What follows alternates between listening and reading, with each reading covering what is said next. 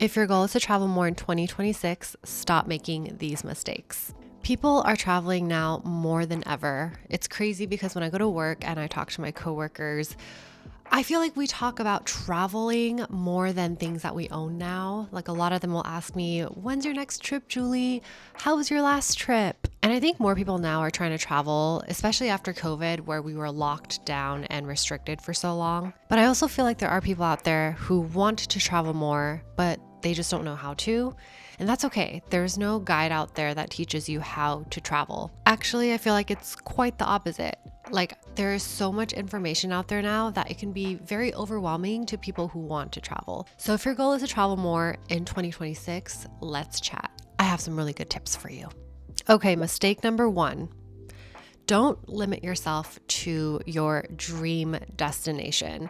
This doesn't mean that you can't start saving up or researching or prepping for your dream destination, but I just find that a lot of people kind of tunnel vision themselves into just one dream destination, like Tokyo, for example, and they start getting overwhelmed by just their thoughts in their head about how far this place is, how expensive it is, how overwhelming it's going to be to plan because there are so many good food spots and attractions, and Japan's such a big country, using Japan as an example, that they just kind of end up not going. And I think it's just really important to keep an open mind on where you're able to go and how it's going to fit into your schedule this year. If your goal is to travel more, then be open to traveling off peak, which I'll talk about later. Be open to shorter trips. Be open to destinations that you've never heard of, especially if you find a cheap flight or if you have a friend who wants to go somewhere and you're able to tag along with them. If you limit yourself to just going to your dream destinations, you're missing out on a lot of amazing places in this world. Mistake number 2 is only traveling during peak seasons. Now, this is not for those who maybe are in school and you can only travel during summer break or winter break. That I understand. Or like if you're trying to avoid hurricane season in the Caribbean, that I understand as well, because we don't want to get stuck in that either. But try traveling during off-peak seasons because the flights are seriously so much cheaper. I have personally found that September is a sweet spot, especially for Europe. Like if you want to do the whole European summer thing and enjoy the vibes there, have a spritz, soak in all the sunshine, I find that September is a great time because it's still the tail end of summer. You still get a lot of heat, but the crowds tend to die down a little bit more, and flights are pretty cheap because it's back to school season. But yeah, and then also you get to experience like way less crowds and you kind of get to see like a slower pace of life there. You get to see more local people. It's going to be easier to find restaurant reservations and you don't have to wait in line for certain attractions and food spots. So yeah, definitely try traveling during off-peak season if your work and life schedules allow you to. The third mistake. This one is inspired by some of my coworkers, is do not plan your entire trip in one sitting. And I have kind of like studied the psychology of why people that can travel don't travel. And I often find that it's because they are so overwhelmed at the thought of planning an entire trip because of all of the logistics that they just don't end up doing it at all. And the biggest thing is like, just don't plan it all in one sitting. All you have to do, I would say, is start by just focusing on flights and hotels. Once you have those two things booked down, then the rest is easy peasy. Looking up food spots, looking up attractions, that's like the fun stuff. If you know that you want to go somewhere this year, start researching it now. Start looking on Google Flights for when flights are cheaper and start looking into maybe the area that you want to stay in. This is all stuff that you can kind of do like maybe once a week. After dinner, you want to set aside 30 minutes of time to kind of look into your trip. You can do that. And so if you just do a little bit every time, it's not going to be as overwhelming as if you were to do it in one sitting. Make sure you take the time to compare flights, to compare hotels, but do it slowly and just don't feel like you have to do the entire trip in one sitting. You're going to get way too overwhelmed and then you're going to be like, you know what? I'm just not even going to go. So don't do that. Another mistake is being scared of health risks or accidents abroad. If you're someone who's worried about this, definitely take advantage of travel medical insurance. And if you are looking for travel medical insurance for a trip, then Safety Wing has a Nomad Essential plan that will cover you in over 180 countries. This plan covers hospital visits, doctor consultations, medical evacuations, surgeries, and medications. If what's stopping you from traveling is the fear of getting into unexpected accidents or illnesses, then this plan is great for you because it is so comprehensive. It's very flexible, which means that you can buy it at any time, you can cancel at any time, and you can also auto extend every 4 weeks. One other thing I love about this plan is the trip protection. So aside from health-related accidents, this plan also protects you from any flight interruptions, delays, or lost luggage. Instead of avoiding traveling altogether just because you're scared or worried about what might happen to you, spend a little bit of money on travel medical insurance so that you are covered when you're abroad and that you get the peace of mind that you need. I think we all want to travel knowing that we will not be financially burdened in case anything happens to us. So definitely check out Safety Wing for your next trip, and you can purchase your plan by scanning this QR code here or by clicking on my link below. Another mistake that I feel like really affects people is letting what ifs scare you. Guys, the beauty of our generation now, of this era, is having all this information online, having this technology, having social media to better equip us for any trips that we want to take. Like, think about in our parents' generation when they didn't have internet. They didn't have Google Maps. They had to take out a paper map. I remember my dad doing that actually.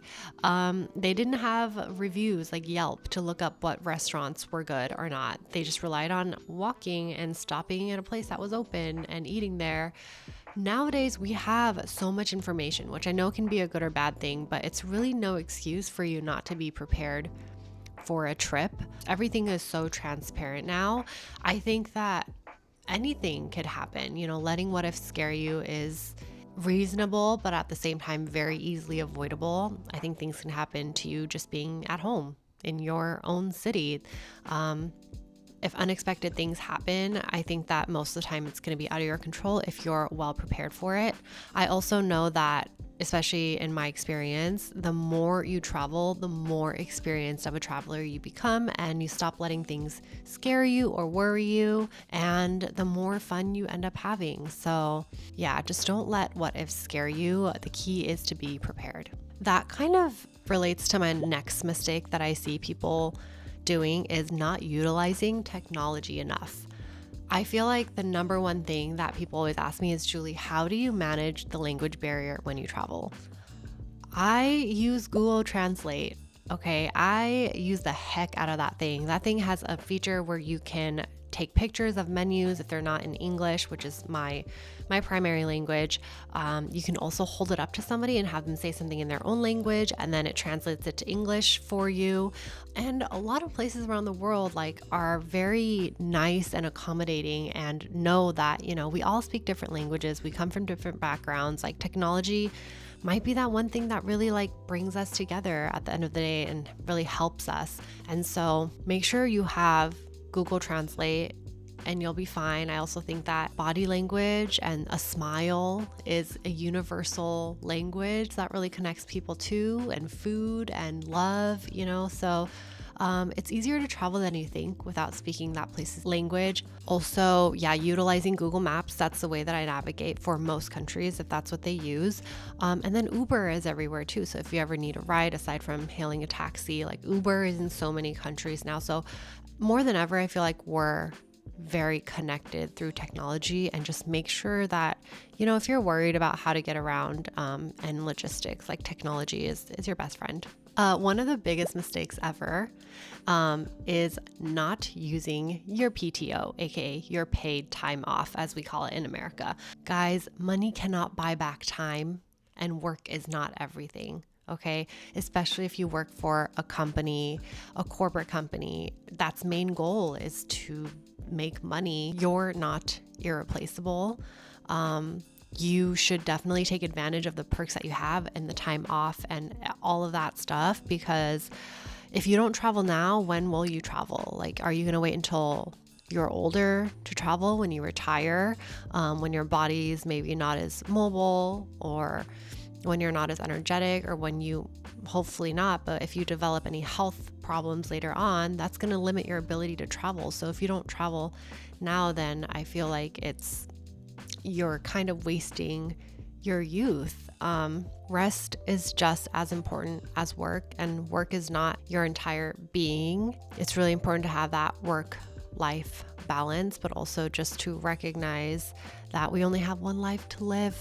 Okay. And that no one should be punishing you for using paid time off. If they do, I am sorry. But if you work for a company that allows you to take it, definitely do that. Like, you're not going to be getting a $100,000 raise by working the extra 10 hours that you do per week, which is 10 hours away from possibly hanging out with your family, your kids, or traveling. Use your PTO. You get that stuff. That's part of your benefits. That's part of your job, and your boss is not going to give you the fattest raise ever for working an extra few hours. It's just not worth it sometimes. Another big mistake that I see mainly Americans make is thinking that international trips have to be long, like 2 to 3 weeks long. You can definitely do an international trip for just 4 to 5 days and realize that you can do so much. I think that this notion that an international trip has to be really long for Americans is because we're not close to any other countries. Like in Europe, you can take the train from one country to another. There are so many European countries that are just neighbors and linked to each other by border that you can easily travel. But in America, it's really just Canada and Mexico. But don't forget that there's Central America, there's the Caribbean, South America is also not far away. And for us on the East Coast here, Iceland is 5 hours away, and then Portugal is 6 to 7 hours of a flight away. So there are so many ways that you can do international travel without it needing to be long. I have done plenty of short international trips, probably shorter than most people would do because I'm just crazy like that.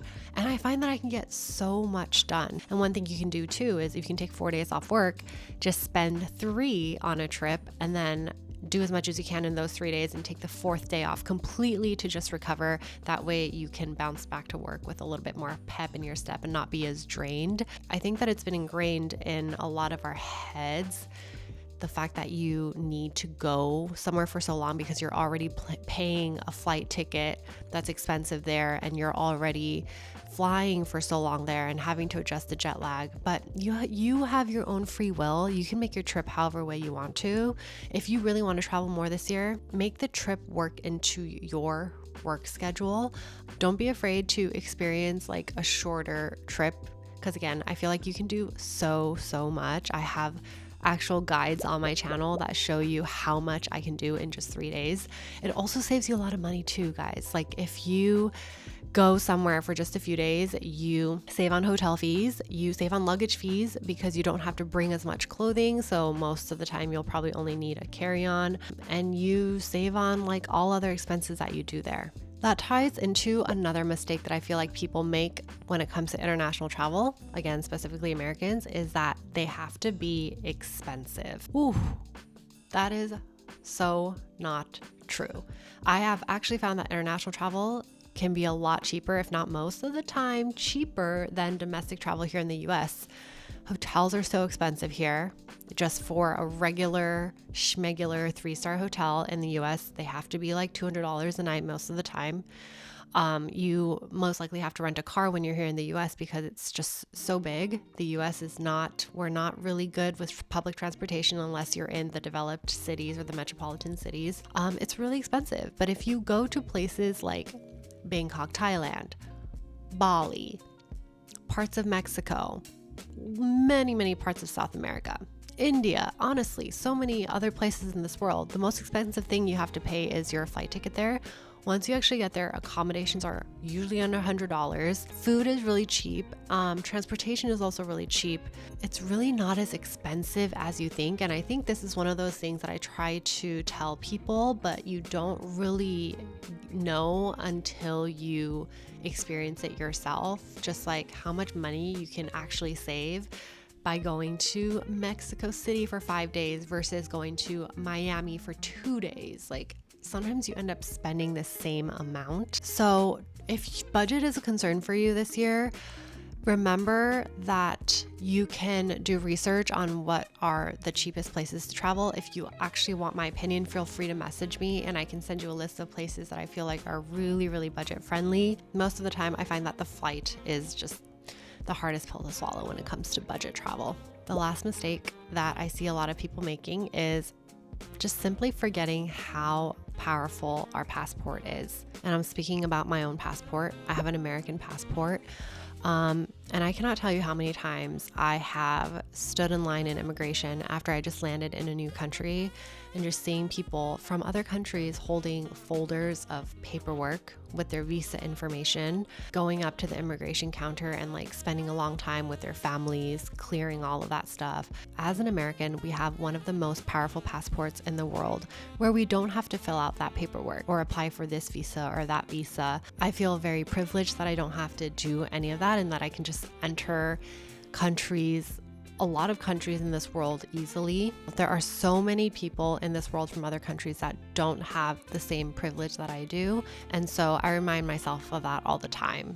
Just like what a privilege it is to have an American passport and know that it can take me to so many places around the world. So if you need like a reminder to travel more, especially if you're an American, that is it, okay? Our passport is very powerful. And that is it. I hope that these tips have helped, and I want to see more of you guys traveling in 2026 if that is one of your goals this year. Just remember that we all have free will to exercise, and we're all here to help each other out.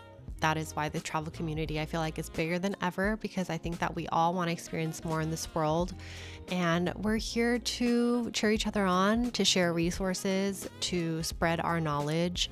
And if you have any questions about traveling in general at all, comment below, hit me up on Instagram. I'm always here to help. Thanks for watching. I hope you all have a great rest of your week, and I'll see you all in my next video. Bye.